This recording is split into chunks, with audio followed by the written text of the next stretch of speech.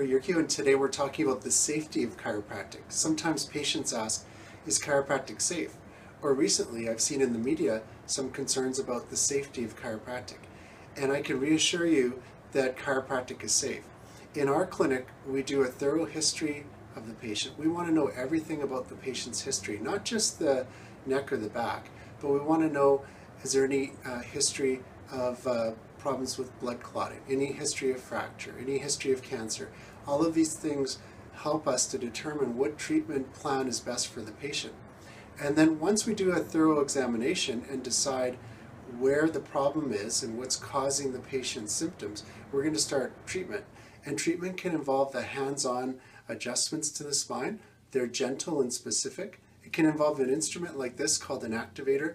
This instrument basically moves the bone with light taps to the bone to put it in a better position, or we can even use the table to adjust the patient. And by adjusting the patient with the table, it'll move the bone, especially in the bigger parts like the hips or the lower part of the back. When we assess the person and start the adjustments are very specific for certain regions of the spine. So we're going to be careful. And we also want to know if there's any history of disc problems, because that factors into our adjustments.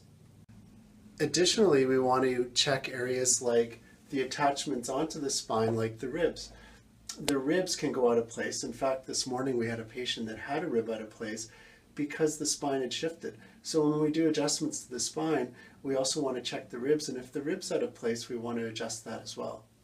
Now we want to be careful because sometimes patients will come to see us and they have weak bones like osteoporosis.